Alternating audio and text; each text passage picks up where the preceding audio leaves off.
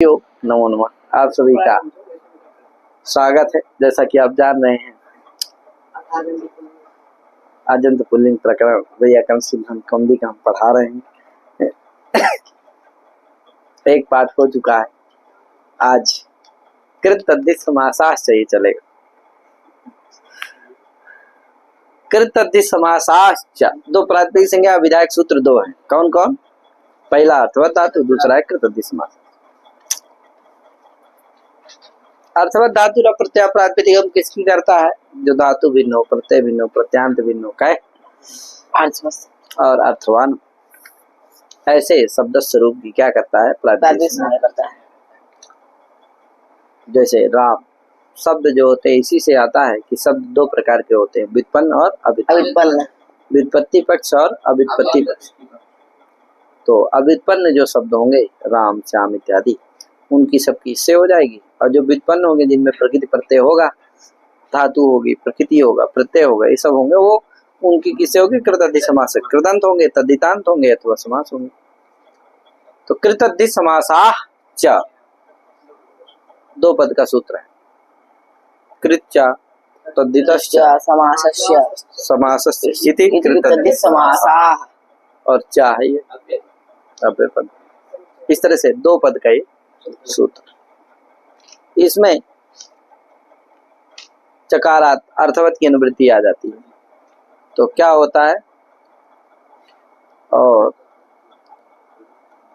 कृदंत जो अर्थवान और तद्धितांत जो और समास, अर्थवान जो समास, उसकी प्रातिपदिक संज्ञा करता है। ठीक है? कृदंतः अर्थवान। कृत तद्धित ये प्रत्यय है, प्रत्यय ग्रहण इसलिए तदंत विधि हो जाती है, जिससे अर्थ होता है कृदंत जो अर्थवान, तद्धितांत जो अर्थवान और अर्थवान जो समास। समास अर्थवान जो समास। समास कैसा हो? अर्थवान। तो अर्थवान जो समास, उसकी क्या होती है? प्रातिपदिक संज्ञा होती है। ये सूत्र का अर्थ हो जाएगा। अर्थवान समासस्य प्रातिपदिक संज्ञा का स्या। उदाहरण सबका जानते ही हैं। कृदंत का उदाहरण क्या है? लिट, दुख इत्यादि। पाचक, पाचक। कृदंत का उदाहरण क्या है? पाचक। पाचका नहीं कहना, पाचक कहना। पाचका तो सुबंत हो जाएगा। कृदंत कौन है? पाचक। ये क्या है? कृदंत। क्यों? पच धातु से ढूल प्रत्यय करते हैं, ढूल में ऊ बचता है, ऊ को अक हो जाता है, पच अक हो जाता है, और अतुग्रह से वृद्धि हो जाती है, तो पाच अक हो जाता है, मिला दो पाचक। अब ये पाचक क्या है? कृदंत है। कृदंत है, अर्थवान भी है, क्योंकि पाचक का अर्थ है पाक कर्ता। कहे पाचक का अर्थ क्या है? पाक कर्ता। तो कर्ता अर्थ में ढूल प्रत्यय हुआ, तो पाक कर्ता अर्थ है, इसलिए अर्थवान भी है। और कृदंत तो अर्थवान कृदंत है कौन? कृदंत अर्थवान है कौन? पाचक, इसलिए उसकी प्रातिपदिक संज्ञा हो जाती है। प्रातिपदिक का सु आता है, सु का ऋतु विसर्ग हो जाता है, जिससे क्या बनता है? पाचका बन जाता है। क्या? कृदंत का उदाहरण है पाचका, कारका का, पाचक, कारक इत्यादि समझ लेना। और तद्धित का तद्धितांत का उदाहरण है औपगव। नहीं, औपगव बोलो, क्या बोल रहे हो? औपगव। उपगु अण होता है, उपगु और अपत्यम औपगव। तो क्या होता है? उपगु और अपत्यम, इस विग्रह में उपगु शब्द से अण प्रत्यय होता है, तस्य अपत्यम से, तो उपगु अण हो जाता है और आदियच को वृद्धि हो जाती है, तो औप गु हो जाता है। और गुणा से उपगु में जो गु का हुआ उसको भी गुण हो जाता है, तो औप गो हो जाता है, अवादेश हो जाता है, अण में आ बचता है, औपगव बन जाता है। क्या? तो औपगव क्या हो गया? अण प्रत्यय क्या है? तद्धित है। तद्धितांत कौन हो गया? औपगव। अर्थवान भी है, उपगोर अपत्यम ये अर्थ है उसका, इसलिए क्या होता? तद्धितांत का उदाहरण हो गया। तो उसकी प्रातिपदिक संज्ञा होती है सुआता, सुकरित विसर्ग होता है, तो इससे क्या हो जाता है? औपगवाह बन जाता है। ठीक है? समास का उदाहरण क्या है? आप पढ़ ही रहे हैं इस समय। राजपुरुषा, राज्ञ पुरुषा, राजपुरुषा। क्या है? राजपुरुषा, राजन गस पुरुष, ये समास है। समास प्रातिपदिक संज्ञा होती है, प्रातिपदिक क्या? सु का लुक हो जाता है, एक देश फिर प्रातिपदिक संज्ञा होती है, राजपुरुष से फिर सु आता है, सु का ऋतु विसर्ग हो जाता है, राजपुरुषा बन जाता है। तो ये तो कृदंत, तद्धितांत और समास सबका उदाहरण। अब कहा कि ये बताइए यहाँ संज्ञा विधौ प्रत्यय ग्रहण तदंत ग्रहण से क्या हुई, तदंत विधि का निषेध क्यों नहीं हो गया? कृदंत तद्धितांत यह अर्थ कैसे हो गया? संज्ञा विधि है, प्रातिपदिक संज्ञा का विधान हो रहा है, तदंत विधि का निषेध होना चाहिए, क्यों नहीं हुआ? तो कहा भैया उसमें क्या करते हैं, साक्षात का निवेश कर देते हैं, जिससे अर्थ होता है कि संज्ञा अनिष्ट विधेयता निरूपित उद्देश्यता प्रयोजकम यत्र साक्षात प्रत्यय पदम तत्र तदादि विशेषक तदंत विधि न भवति। यहाँ देखो क्या है कि जैसे सुप्तिगंतम में देख लो या तरप्तम पौघा में देख लो, घा संज्ञा है, संज्ञा अनिष्ट विधेयता, घा संज्ञा अनिष्ट विधेयता, तादिश विधेयता निरूपित उद्देश्यता साक्षात उद्देश्यता प्रयोजक प्रत्यय पद कौन है? तरप और तमप, इसलिए क्या नहीं होती वहां तदंत विधि नहीं होती, विशेष तदंत विधि नहीं होती। यहाँ पर नहीं लगेगा निषेध, क्यों? क्योंकि कृदंत अर्थवान की प्रातिपदिक संज्ञा होती है। किसकी होती है? कृदंत अर्थवान। प्रातिपदिक संज्ञा होती है। किसकी होती है? अर्थवान की होती है। किसकी होती है? अर्थवान। अब देखो उद्देश्यता जो साक्षात उद्देश्यता है वो अर्थवत शब्द स्वरूप में है, कहाँ नहीं है? कृत तद्धित में नहीं है, इसलिए संज्ञा हो गई प्रातिपदिक संज्ञा। संज्ञा अनिष्ट विधेयता रूपी साक्षात उद्देश्यता प्रयोजक प्रत्यय पद यहाँ कृत तद्धित नहीं है। अभी तो साक्षात उद्देश्यता प्रयोजक पद है कौन? अर्थवत। अर्थवत, अर्थवत वो क्या नहीं है? प्रत्यय नहीं, इसलिए तदंत विधि का है निषेध नहीं होता तदंत विधि हो जाती है, जिससे अर्थ होता है कृदंत जो अर्थवान, तद्धितांत कृदंत अर्थवान, तद्धितांत अर्थवान, अर्थवान समासश्च प्रातिपदिक संज्ञा स्यात्। ठीक, ये सूत्र का अर्थ हो जाता है। सबका उदाहरण मैंने बता दिया। अब इस पर एक चर्चा होती है कि बताइए हमको, अच्छा कृदंत की प्रातिपदिक संज्ञा पूर्व सूत्र से प्राप्त नहीं है, तद्धितांत की पूर्व सूत्र से प्रातिपदिक संज्ञा प्राप्त नहीं है। क्यों नहीं प्राप्त है? कृदंत कौन हो गया? पाचक, कारक, इनकी प्रातिपदिक संज्ञा पूर्व से प्राप्त है, क्यों नहीं प्राप्त है? प्रत्यय नहीं है, प्रत्यांत, प्रत्यांत भी नहीं है। अरे यार सौरभ गड़बड़ा दे रहे हो, तो क्या है? प्रत्यांत ही है वो, प्रत्यांत भिन्न की करता है। हाँ तुम लोग बोला करो, तुम मत बोला करो। क्या है ये?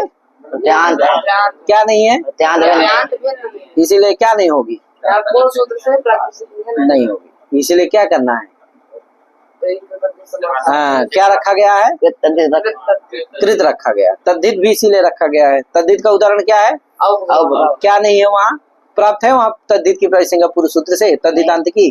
क्यों? वह प्रत्यांत, वो भी प्रत्यांत है, प्रत्यांत भिन्न नहीं है। अरे यार प्रत्ययांत में ना, इसलिए क्या है? प्रत्यांत ही ना है, प्रत्यांत भिन्न है, इसलिए क्या नहीं होगी? पूर्व सूत्र से प्राप्त नहीं, इसीलिए क्या रखने की जरूरत है? तो तद्धित कृत रखना सार्थक हो गया। समास का उदाहरण क्या है? राजन, राजन, इसकी समास संज्ञा होती है, राज्ञा पुरुषा की नहीं होती। किसकी होती है? ये समास है। तो इसकी देखो प्रातिपदिक संज्ञा पूर्व सूत्र से सिद्ध है कि नहीं है, ये देखना है। तो है कि नहीं है आप बताइए, सौरभ बताओ। सिद्ध है। राजन गस पुरुष सु की प्रातिपदिक संज्ञा पूर्व सूत्र से सिद्ध है कि नहीं है? सिद्ध है। क्यों सिद्ध है? क्योंकि न धातु है, न प्रत्यय, न प्रत्यय, न तेजी से बोल। क्योंकि धातु भिन्न भी है, प्रत्यय भिन्न भी है, प्रत्यांत भिन्न है। तेजी से बोलो यार, तुम बुड़बुड़ करते रहते हो क्या? क्योंकि राजन गस पुरुष सु धातु नहीं है, इसलिए क्या है? धातु भिन्न है और प्रत्यय नहीं है, प्रत्यय भिन्न है, प्रत्यांत और अर्थवत शब्द स्वरूप उसमें क्या पूर्व सूत्र से प्रातिपदिक संज्ञा प्राप्त है? कहाँ भैया है? तुम भी यही पक्ष में हो कि पूर्व सूत्र से प्रातिपदिक संज्ञा सिद्ध है, प्राप्त है। क्यों? तेजी से बोलो ना, कहो। राजन गस पुरुष सु ये क्या है? कैसे प्रत्यांत है? हाँ सुप्रत्यांत में। प्रत्यांत मैंने प्रत्यय जिसके अंत में, उसको क्या कहेंगे? प्रत्यांत कहेंगे। तो राजन गस पुरुष सु के अंत में क्या है? सुप्रत्यंत में, इसलिए क्या है?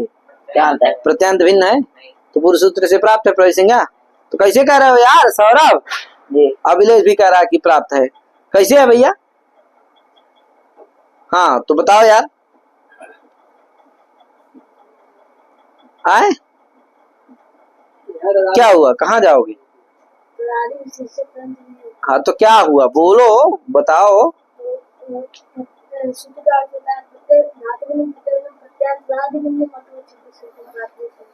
क्या देखो कृत, पहले तो समझिए कि उसका अर्थ क्या है। अर्थवत धातु और प्रत्यय प्रातिपदिकम का अर्थ क्या है? तो उसका अर्थ क्या है? धातु भिन्नम प्रत्यय भिन्नम प्रत्यांत भिन्नम अर्थवत। प्रत्यांत भिन्नम अर्थ नहीं है, प्रत्यांत तदादि भिन्नम ये अर्थ है। क्या है?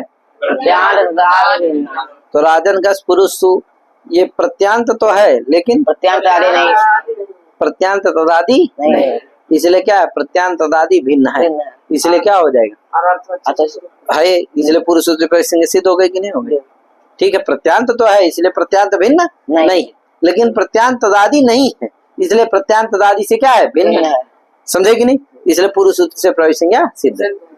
कोई कहे प्रत्यांत तदादि क्या चीज है यार? प्रत्यांत तो कहो देखो, जो प्रत्यय अंत में हो, जो उसकी प्रकृति कहाँ होना चाहिए? आदि में होना चाहिए।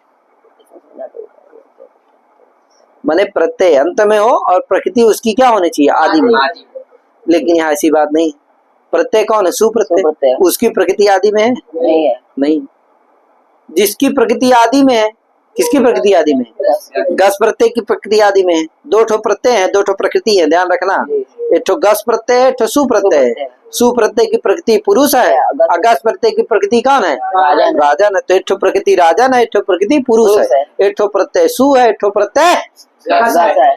तो जिसकी प्रकृति प्रत्यय अंत में है कौन? सुप्रत्यय, उसकी प्रकृति आदि में है? नहीं है। इसलिए क्या नहीं है? प्रत्यांत आदि नहीं, प्रत्यांत आदि नहीं है। अब क्या है? प्रत्यांत आदि समझ गए ना? ये सामान्य भाषा में समझ लो कि जिसकी प्रकृति कहाँ हो? आदि में हो, प्रत्यय क्या हो? अंत में, वो क्या होता है? प्रत्यांत आदि होता है। जैसे राम, रामसु, ये क्या है? प्रत्यांत आदि। क्यों? प्रकृति प्रत्यय कहाँ है? अंत में। प्रकृति कहाँ है? आदि में, इसलिए क्या है? प्रत्यांत आदि है। इसलिए इसकी प्रायोगिक संज्ञा पुरुष सूत्र से है, होगी, क्योंकि प्रत्यांत है, ये क्या नहीं है? प्रत्यांत आदि है, प्रत्यांत आदि भिन्न नहीं है, इसलिए राम सु की प्रायोगिक संज्ञा नहीं होगी। समझे कि नहीं? तो प्रत्यांत आदि समझ गए ना? प्रत्यय क्या होना चाहिए? अंत में होना चाहिए, प्रकृति आदि होनी चाहिए। अब देखो, इसका एक पारिभाषिक लक्षण भी है, प्रत्यय विशिष्टत्व प्रत्यांत वैशिष्ट्यंच स्वनिष्ठ चर्मावता निरूपकत्व स्वनिष्ठ विधेयता निरूपित उद्देश्याश्रय निष्ठा देवता निरूपकत्व। घटा देता हूँ, समझ लेना अगर घटा सकना तो देखो, स्व कौन? सुप्रत्यय ले लो, स्व से प्रत्यय लेना, प्रत्यय विशिष्टत्व प्रत्यांत, तो स्व से क्या लेना है? प्रत्यय। तो स्व कौन? सुप्रत्यय। तनिष्ठ विधेयता, अगर सुप्रत्यय को लेते हो तो ले लो, स्व माने सुप्रत्यय, तनिष्ठ विधेयता स्वनिष्ठ क्या है? स्वनिष्ठ चरमावता निरूपकत्व। तो स्व माने सुप्रत्यय, तनिष्ठ चरमावता है ही, चरमावता माने अंतिम अवता, तो सु में चरमावता है कि नहीं है? और तन निरूपकत्व समुदाय में चला गया। किस समुदाय में? राजन गस पुरुष समुदाय में चला गया। उस चरमावता का निरूपक जनक कौन है? वो समुदाय है तो है, तो पहला संबंध तो चला गया, लेकिन दूसरा कबा नहीं जाएगा। स्व माने सुप्रत्यय, तनिष्ठ विधेयता निरूपित उद्देश्यता, तनिष्ठ विधेयता निरूपित उद्देश्यताश्रय कौन हो गया? अरे पुरुष हो गया, क्योंकि सुप्रत्यय किससे आया है? पुरुष से ना आया है। तो सुप्रत्यय निष्ठ विधेयता निरूपित उद्देश्यताश्रय कौन है? पुरुष। तनिष्ठ अद्यवता है? नहीं है, नहीं, इसलिए क्या नहीं? तनिष्ठ तन निरूपक समुदाय में नहीं गया, इसलिए क्या? दूसरा संबंध नहीं गया। तो एक सत्य यदि दोनों संबंध नहीं गए, इसलिए प्रत्यय विशिष्ट समुदाय नहीं हुआ। कौन? राजन का पुरुष क्या नहीं हुआ? प्रत्यय विशिष्ट नहीं हुआ, इसलिए प्रत्यांत आदि नहीं हुआ, इसलिए प्रत्यांत आदि से भिन्न हो गया। समझ गए ना? अगर मान लो राजन गस को ले लेते हो तो स्व माने, फिर घटा लो, स्वनिष्ठ चरमावता निरूपक, तो पहला संबंध है। स्व माने गस प्रत्यय, तनिष्ठ चरमावता निरूपक तो ही नहीं गया। अरे गस थोड़ी चरमा अवयव है, अंतिम अवयव थोड़ी है, तो मध्य में है, तो पहला संबंध ही नहीं गया। एक सत्य भी दूसरा कब चला जाएगा? क्यों? स्व कौन हो जाएगा? गस प्रत्यय, तनिष्ठ विधेयता निरूपित उद्देश्यताश्रय कौन हो गया? राजन। तनिष्ठ आदेय होता है अतः निरूपक समुदाय में चला जाएगा, इसलिए दूसरा कवा चला जाएगा, लेकिन पहला नहीं गस को लोगे तो पहला नहीं जाएगा, दूसरा चला जाएगा। तो सु को लोगे तो दूसरा नहीं जाएगा, पहला चला जाएगा, दूसरा कवा नहीं जाएगा, इसलिए एक सत्य भी इस दोनों संबंध नहीं जाएगा। इसलिए क्या होगा? प्रत्यय विशिष्ट नहीं होगा। कौन? राजन गस पुरुष क्या नहीं होगा? प्रत्यय प्रत्यांतरादि नहीं होगा, क्योंकि प्रत्यय से जो विशिष्ट होगा वही प्रत्यांतरादि होगा। प्रत्यय विशिष्ट नहीं होगा, प्रत्यांतरादि नहीं होगा, प्रत्यांतरादि नहीं होगा तो प्रत्यांतरादि भिन्न हो जाएगा। भिन्न हो जाएगा तो पूर्व सूत्र से ही क्या हो गई? प्राय संज्ञा अतः उत्तर सूत्र समास ग्रहण की व्यर्थम हो गया ना। समास ग्रहण क्या हुआ? व्यर्थ। अनियम है सिद्धे सति आरम्भ तो सिद्ध प्रायोगिक संज्ञा पूर्व से सिद्ध थी, फिर से आरभ्यमाण विधि हो गई समास ग्रहण से प्रायोगिक संज्ञा, वो क्या होगी? नियमाय कल्पते, वो नियम करेगी। समझ गए ना? सिद्धे सति आरभ्यमाण विधि नियमाय कल्पते। सिद्ध कौन? प्रातिपदिक संज्ञा, समास से प्रातिपदिक संज्ञा पूर्व सूत्रेण सिद्धे सति आरभ्यमाण विधि समास ग्रहणेन प्रातिपदिक संज्ञा विधि सा नियमाय कल्पते, वो नियम के लिए हो जाएगी। ठीक है भैया, तो नियम केवल है तो क्या होगा? नियम करेगी। एक चीज और ध्यान रखना, यद अंश यस्य वही अर्थम तद अंशे तस्य नियामकत्व। जिस अंश में जो व्यर्थ होता है वही अंश उसका नियामक होता है। तो समास अंश में ही वो व्यर्थ है, अतः उसी अंश में नियम करेगा। तो कृत अद्वितीय विधि है, लेकिन समास क्या है? ठीक भैया। तो समास ग्रहण नियम करेगा। क्या करेगा? ये तो वृत्ति में ही लिखा है दीक्षित महोदय, पूर्व सूत्रेण सिद्धे, ये लिखा पूर्व सूत्र से प्रायोगिक संज्ञा सिद्ध है, अतः समास ग्रहण नियम आता है। समास ग्रहण क्या करेगा? नियम करेगा। क्या नियम करेगा भैया? नियमाकार क्या है? तो यत्र संघाते ये नियम करेगा। नियम का फल क्या है? व्यावर्त क्या है? तेन वाक्यस्य ना, ये क्या है? वाक्यस्य ना प्रातिपदिक संज्ञा, यही क्या है? समास का नियम का फल है। समास ग्रहण के नियम का फल है, व्यावर्त्य है। ठीक है भैया। तेन वाक्यस्य ना, तो क्या है भैया? नियम क्या किया? यत्र संघाते पूर्वो भागा तो यत्र संघाते माने राजन गस पुरुषु इति संघाते, घटा लो इसको। यत्र संघाते राजन गस, संघात माने होता है समुदाय, तो यत्र संघाते राजन गस पुरुषु इति संघाते समुदाय है कि नहीं? पूर्वो भागा पदम, तो पूर्व भागा पद है कि नहीं? राजन गस इति पूर्व भागा पदम, तस माने राजन गस पुरुषु इति संघातस्य समुदायस्य प्रातिपदिक संज्ञा चेतर ही समास से ही, ये समास है, इसलिए राजन गस पुरुष की प्रातिपदिक संज्ञा हो जाएगी। वाक्य से न भवति, अगर वो वाक्य होगा तो प्रातिपदिक संज्ञा नहीं होगी। जैसे मान लो रामा गच्छति, ये वाक्य पकड़ लो, तो यत्र संघाते रामा गच्छति इति संघाते पूर्वो भागा पदम रामा इति पदम, तस् संघात से मतलब राजन गस पुरुष रामा गच्छति, रामा गच्छति इति संघातस्य प्रातिपदिक संज्ञा होती समास से ही, ये समास नहीं है, इसलिए प्रातिपदिक संज्ञा नहीं होगी। समास नहीं है, क्या है? वाक्य है। ठीक है ना? तो देखो रामा गच्छति की भी पूर्व सूत्र से प्रातिपदिक संज्ञा प्राप्त है, क्योंकि रामा गच्छति भी क्या है? रामा गच्छति, देवदत्ता गच्छति, श्यामा गच्छति, कोई भी वाक्य पकड़ लेना है कि नहीं? इनकी भी प्रातिपदिक संज्ञा किससे प्राप्त है? कृतद्धि समास से। और समास की भी प्रातिपदिक संज्ञा पूर्व सूत्र से सिद्ध है, लेकिन ये समास ग्रहण नियम क्या कहेगा कि समास की तो हो जाएगी, लेकिन वाक्य की नहीं होगी। माने यत्र संघाते पूर्व भागा पदम तस् चेत समास से, तो समास की ही होगी, वाक्य की नहीं होगी। समझे कि नहीं? तो इस तरह से वाक्य की नहीं होती। तो इस ये आपका समास ग्रहण इस तरह से नियम करता है, ये नियम होता है, ये व्यावर्त्य होता है। तो इस तरह से सब कुछ समझ लेना चाहिए। आगे प्रत्यय, प्रत्यय सूत्र है, प्रत्यय परश्च, ये सब क्या है? अधिकार सूत्र। प्रत्याधिकार पठितत्वम प्रत्ययत्वम, है कि नहीं? प्रत्याधिकार में जो पठित हो वही क्या होते हैं? प्रत्यय होते हैं। पंचम परिसमाप्ति अधिकार, पंचम परिसमाप्ति, पंचम अध्याय की परिसमाप्ति तक इसका क्या होता है? अधिकार रहता है। अयम अपि तथा, परस्य कभी इसी तरह है। प्रत्यय परस्य माने प्रत्यय कहाँ होते? पर में होते। ज्ञाप प्रातिपदिकात्, ये भी अधिकार सूत्र है, इसका भी अधिकार है। कहाँ? वही आप ज्ञाप प्रातिपदिकात्, गीचा आपचा गीचा आपचा प्रातिपदिकं च इति ज्ञाप प्रातिपदिकं तस्मात् ज्ञाप प्रातिपदिका समाहारद्वन्द्व समास हुआ है।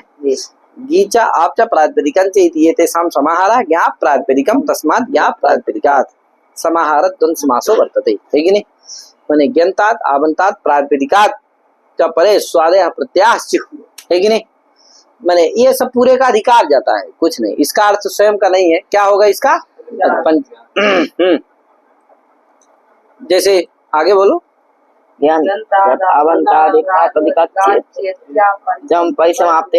माने गी आप प्रत्यय है, गी से क्या लेना है? गीप गीस गिन लेना है।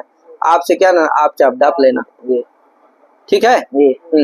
माने गी आप प्रत्यय प्रत्यय तक ना हो जाए तो ज्ञानतात आवंतात प्रातिपदिकात ये सब का अधिकार कहाँ जाता है? माने पंचम अध्याय के समाप्ति तक जाता है, पंचम अध्याय के अंतिम सूत्र तक। है कि नहीं? हाँ। ज्ञाप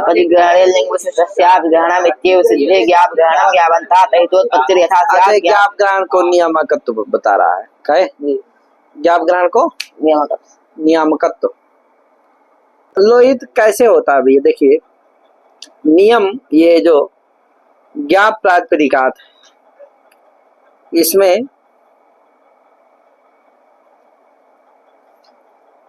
ज्ञाप ग्रहण व्यर्थ होकर के नियम करता है।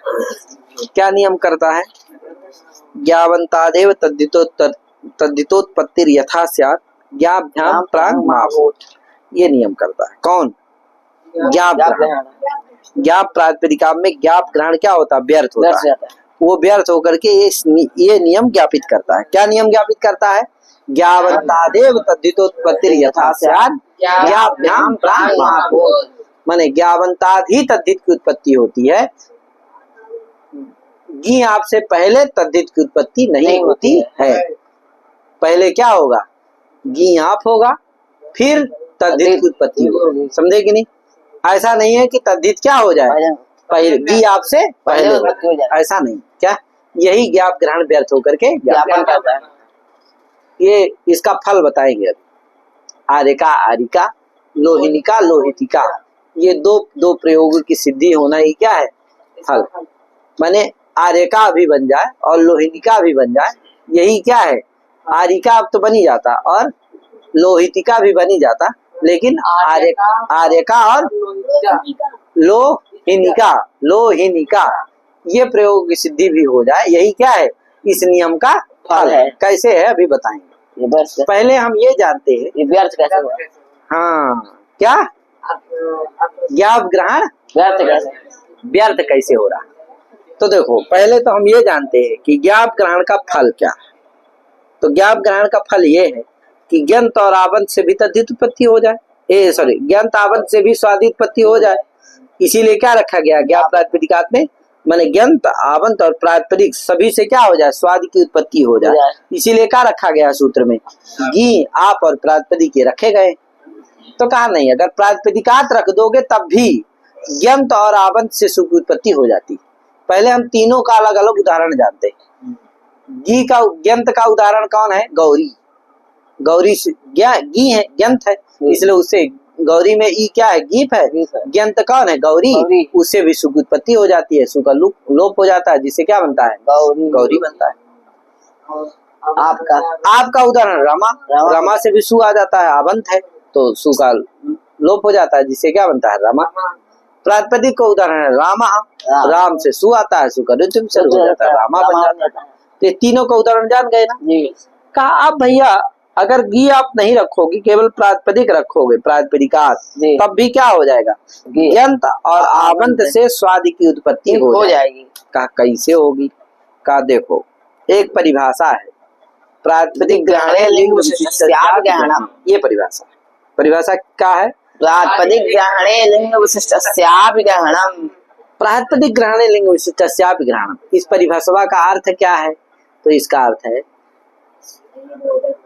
स्त्री बोधक प्रत्यय रहिते दृष्टानां प्रातिपदिकत्व तद्व्याप्य धर्माणां स्त्री बोधक प्रत्यय विशिष्टे अतिदिश्यते।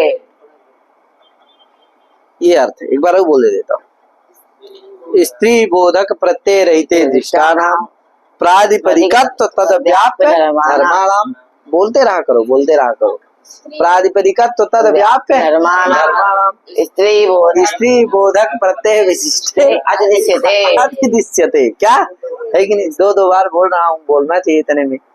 स्त्री बोधक प्रत्यय रहते दृष्टांत प्रातिपदिकत्व तद व्याप्य स्त्री बोधक प्रत्यय विशिष्ट।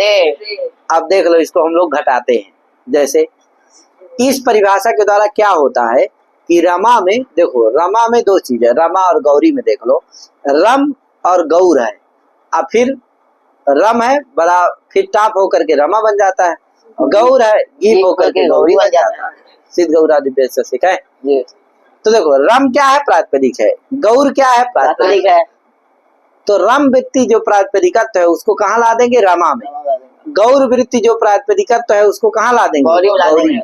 तो रमा गौरी भी क्या हो जाएंगे? प्रातिपदिक हो जाएंगे। तो प्रातिपदिक मान करके ही स्वाद उत्पत्ति हो जाएगी कि नहीं हो जाएगी? अतः ज्ञाप ग्रहण क्या हो जाता है? व्यर्थ हो जाता है। अतः वही व्यर्थ पढ़ के ये ज्ञापन कर देता है। क्या ज्ञापन? कैसे अतिदेश करेंगे भैया? रम और गौर में रहने वाला जो प्रातिपदिकत्व है उसको रमा और गौरी में कैसे अतिदेश करेंगे? तो परिभाषाकार से जानते हैं, जान ही लिए, उसको हम लोग घटाते। स्त्री बोध किस परिभाषा का अर्थ है? प्रातिपदिक ग्रहण घटाओ। स्त्री प्रत्यय कौन हुआ? रमा गौरी में प्रत्यय और आप रमा में टाप। स्त्री बोधक प्रत्यय रहित कौन हो गया? रम और गौर। उसमें देखा गया जो प्रातिपदिकत्व अथवा तद्व्याप्य धर्म, तो कौन सा प्रातिपदिकत्व धर्म? उसको कहाँ ला देंगे? रमा गौरी। स्त्री बोधक प्रत्यय विशिष्ट जो कौन हुआ? रमा गौरी, उसमें ला देंगे। तो रमा गौरी भी क्या हो गए? प्रातिपदिक हो गए। प्रातिपदिक हो गए तो प्रातिपदिकत्वात् स्वादिपत्ति जंता और आवंत से हो जाएगी। अतः सूत्र में ज्ञाप ग्रहण व्यर्थ नहीं है। अतः सूत्र ज्ञाप ग्रहण व्यर्थम सद ज्ञापयते ज्ञावंतादेव तद्धितोत्पत्ति यथा स्यात्। अब ये नियम का फल हम लोग जानते हैं क्या है? आर्य का लोहिनिका, ये सिद्धि करना। कैसे? तो हम लोग जानते हैं, पहले बनते कैसे? तो देखो, आर्य का कैसे बनता है? तो आर्य शब्द है उससे टाप कर देते हैं तो आर्या बन जाता है। फिर का प्रत्यय कर देते हैं स्वार्थिक, तो आर्य का हो जाता है। केला से रस्व कर देते हैं आर्या में जो याद, तो आर्यक बन जाता है। फिर टाप कर देते हैं तो क्या बनता है? आर्य का। ठीक। और लोहिनिका में कैसे होता है? अच्छा, आर्यका और आरिका में अंतर है। लोहिनिका कैसे बनता है? तो देखो, लोहित शब्द है, क्या है? लोहित शब्द है। यहाँ लोहिन आर्यका में जानते हो क्या होता है? आर्यका में पहले क्या होता है? आर्यक बना ले इस तरह के, फिर उदिचा माता स्थान एक पूर्वा से विकल्प से इत हो जाता है, तो क्या बनता है? आरिका। जब इत होगा तो आरिका बन जाएगा, जब इत तो नहीं होगा तो क्या बनेगा? ठीक है। ये अब देखो, यदि क्या लोहिनिका में देख लो क्या होता है। पहले आर्यका में बता दे रहा हूँ। अब यदि ये नियम नहीं मानते हो तुम, कौन? ये नियम नहीं मानते हो तो क्या होगा? आर्य शब्द से ताप भी प्राप्त होगा और कन भी प्राप्त होगा। क्या होगा? ताप भी प्राप्त होगा और कन भी प्राप्त होगा। कन क्या होगा? अत्यंत स्वार्थिक है। क्या है? अत्यंत स्वार्थिक। ताप प्रत्यय स्त्रीत्व अर्थ की अपेक्षा करता है। कन प्रत्यय क्या है? अत्यंत स्वार्थिक है। स्वार्थिक है, इसलिए स्वार्थिकत्व ना अंतरंग है, वो अल्पापेक्ष है, उसमें अंतरंगत्व है। तो अंतरंगत्व स्वार्थिकत्व अंतरंग होने से पहले क्या हो जाएगा? नहीं हो जाएगा, पहले टाप नहीं होगा तो क्या होगा? आर्यक हो जाएगा। क्या हो जाएगा? आर्यक। आर्यक का आर्यक, फिर टाप होगा तो आर्यका बन जाएगा। क्या बन जाएगा? आर्यका। अब यहाँ देखो, नित्य हित होगा, एक सूत्र प्रत्यय स्थात का, इससे नित्य हित होगा तो क्या बनेगा? आर्यिका। यहाँ उदिचा माता स्थाने से क्या नहीं होगा? हित तो विकल्प से नहीं होगा। क्यों? क्योंकि उदिचा माता स्थाने कहता है कि दीर्घा स्त्री प्रत्यय का जो दीर्घा आकार उसके स्थान में हुआ जो ह्रस्वाकार, उसको हित तो करता है। यहाँ क्या हुआ है? अगर आर्य से टाप होता, फिर उसका होता, फिर केड़ा से ह्रस्व होता, तब वो स्त्री प्रत्यय दीर्घाकार के स्थान में ह्रस्वाकार होता, तब उसको क्या होता? हित होता। लेकिन ऐसा हुआ नहीं है। आर्य शब्द था, उससे का हो गया है, अब फिर टाप हो गया तो आर्य का बना। अब वो जो आर्य में यकार उत्तरवर्ती यकार है वो क्या है? स्त्री प्रत्यय आकार के स्थान में आकार नहीं हुआ है, वो तो आकार स्वतः सिद्ध है, समझे कि नहीं? इसलिए क्या नहीं होगा यहाँ, इत विकल्प से नहीं होगा, किससे? उदीचा माता स्थाने पूर्व, अभी तो नित्य इत होगा, किससे? इसीलिए क्या होगा, केवल एक रूप बनेगा, क्या? आर्य का। क्या नहीं बनेगा? आर्य का नहीं बन पाएगा। इसीलिए क्या ये नियम मानते, जब मान लेंगे तो क्या होगा, यंत आवंत से ही तद्धित की उत्पत्ति होगी। तो इसका मतलब पहले देखो, आर्य शब्द से कन भी प्राप्त है, टाप भी प्राप्त है, लेकिन पहले क्या होगा, ज्ञाप हो जाएगा, इसके बाद ही कन होगा, समझे कि नहीं? तो पहले टाप प्रत्यय कर दो तो क्या हो जाएगा, आर्या, फिर कन होगा तो आर्या का, फिर केड़ा से रस कर दो। अब वो जो रस्वाकार हुआ वो क्या स्त्री प्रत्यय आकार के स्थान में हुआ कि नहीं हुआ रस्वाकार? फिर आगे टाप प्रत्यय फिर कर दो तो आर्य का बन गया। अब इधर जो ककार से पूर्व जो आर्य में एकार तृतीय कार है उसको क्या हो जाएगा, स्थानीय पूर्वाय से विकल्प से हित हो जाएगा, तो आर्यिका बन जाएगा। जब हित तो नहीं होगा तो आर्यिका बन जाएगा। तो दो रूप बन गए कि नहीं बन गए? तो इस नियम का फल रहा कि नहीं रहा? ये हो गया आर्यिका और आर्यिका में। माने क्या, कौन सा रूप, अगर नियम नहीं करोगे तो कौन सा रूप नहीं बनेगा? आर्यिका नहीं बनेगा। हाँ, नित्य ही हित होगा, किसे? उदीचा माता से विकल्प से तो नहीं होगा। अब देखो, लोहिनिका और लोहितिका दो रूप बनाना यहाँ भी फल है, यानी लोहिनिका बनाना भी फल है। क्या? लोहिनिका। हाँ, कैसे भैया? नहीं तो लोहितिका ही रूप बनेगा, लोहिनिका नहीं बनेगा। कैसे?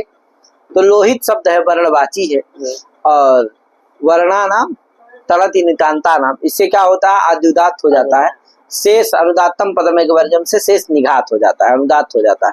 तो लोहित में लकार, लोहित शब्द है तो लोग लकार तृतीयकार उदात्त है, बाकी सब अनुदात है, माने ही हकार तृतीयकार और तकार तृतीयकार क्या है, अनुदात है। तो एक सूत्र है, ये लोहित शब्द की स्थिति है, जान गए ना कौन उदात्त है कौन अनुदात है। अब यहाँ क्या होगा, एक सूत्र है, वर्णाद अनुदात्तात तो बधातो ना, वर्णाद अनुदात्तात तो बधातो ना। क्या कहता है, वर्णवाची जो अनुदात्तांत तो पद, तो अनुदात्तांत भी है, अनुदात इसके अंत में है इसलिए अनुदात्तांत है, तो पद भी है क्योंकि तकार क्या है उसकी उदा में है। अरे लोहित अदंत ना है तो आकार से पूर्व में तकार मिल जाएगा, तो पद भी है, वर्णवाची भी है, अनुदात्तांत भी है, तो पद भी है। तो स्त्री अर्थ में क्या होगा, गीप होगा और नकार अंत, तकार को क्या हो जाए, नकार भी होगा, तो गीप होगा तो क्या बनेगा, लोहित ई, और तकार को क्या हो जाएगा, नकार, आकार का लोप होकर के क्या बनेगा, लोहिनी, लोहिनी बन जाए, क्या बनेगा, लोहिनी।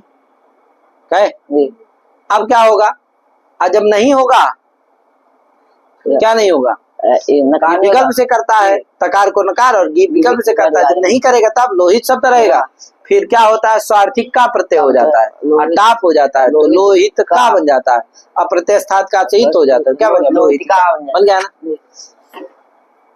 अब यहाँ भी अगर ज्ञापन नहीं मानोगे तो क्या होगा, लोहित शब्द से क्या प्राप्त है, इसी से, किसे, वर्णाद अनुदात्तात तो बधातो न से गीप और नकार, नत्व भी प्राप्त है, नत्व संयोग विशिष्ट गीप भी प्राप्त है, मन नकार भी प्राप्त है और गीप भी प्राप्त है, और लोहितान मणव से अत्यंत स्वार्थिक का प्रत्यय भी प्राप्त है, समझे कि नहीं, कन, अत्यंत स्वार्थिक कन भी प्राप्त है। दोनों में कौन होगा, तो अत्यंत स्वार्थिक कन होने से अंतरंग है कन, इसलिए अंतरंगत्वाद क्या हो जाएगा, कन हो जाएगा। गीप के लिए तो स्त्रीत्वादि अर्थ अपेक्षा है तो बहिरंग हो जाएगा, तो कन अंतरंगत्वाद क्या हो जाएगा, कन हो जाएगा, क्या बनेगा, लोहित क हो जाएगा। अब देखो अब क्या होगा, यहाँ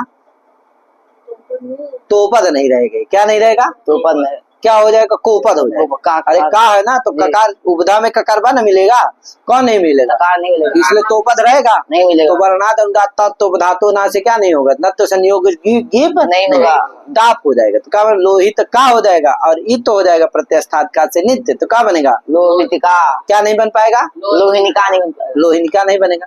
लोहिनिका में ध्यान देना, लोहिनी और फिर का प्रत्यय होता है, पहले लोहिनी बना लेना, बताया हूँ जैसे, और फिर क्या होता है, का प्रत्यय होता है, और फिर टाप होता है, तो लोहिनी का, लोहिनी का, और फिर केड़ा से रस हो जाता है, लोहिनी का, और फिर टाप होकर के क्या, लोहिनी का बन जाता है, समझ गए ना।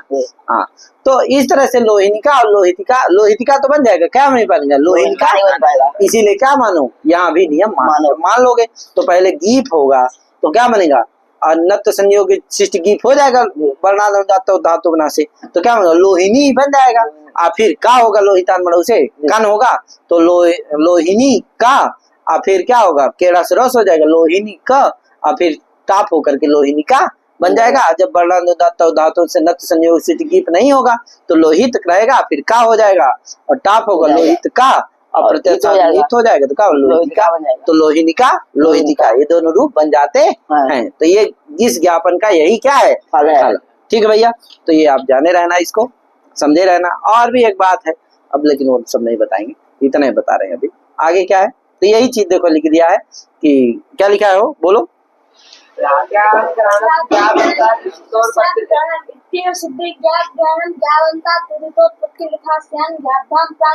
हाँ माने प्रातिपदिक ग्रहणे लिंग विशिष्ट ग्रहण परिभाषा है। इत्येव सिद्धे ज्ञाप ग्रहणम व्यर्थम व्यर्थम सद्ज्ञापेत ज्ञावन्ता देवता ज्ञाप्याम प्राग्माभूत इत्येवमर्थम ज्ञाप ग्रहणम वर्तते। समझे कि नहीं, इसके लिए यहाँ ज्ञाप ग्रहण है, बता ही दिए, इसका फल सब बता दिए। अब देखो ये सब प्रत्यय परस्य ज्ञाप प्रातिपदिका ये सब कहाँ आ जाएगा, सौसमौध विधि सूत्र में आ जाएगा। तो सौसमौध इत्यादि सूत्र का अर्थ होगा ज्ञंतादावंतात प्रातिपदिकात् च परे स्वादय प्रत्ययासु याद हो जाएगा है। माने इसका ये अर्थ समझ लेना है, बताया हूं मैं कई बार, बताता हूँ क्या। प्रातिपदिकार्थगत एकत्व विवक्षायाम प्रथमाया एकवचनम, फिर प्रातिपदिकार्थगत द्वितीय विवक्षायाम प्रथमाया प्रातिपदिकार्थगत बहुत्व विवक्षायाम बहुवचनम। क्योंकि देखो बहुवचनम द्वयोर्द्विवचनैक वचनम, इसका सबका क्या द्वयोर्द्विवचनैक वचन है, इसका सबका इसके साथ एक वाक्यता होती है, तो इस तरह का अर्थ निकलता है। प्रातिपदिकार्थ लिंग परिमाण वचन मात्रे का, कर्मण द्वितीया का, कर्तिकरण तृतीया का इत्यादि का, तो सबका तब मिला करके इसका अर्थ इस तरह का निकलता है। ठीक है, द्वितीया करना है तो कह देना कर्मत्वगत एकत्व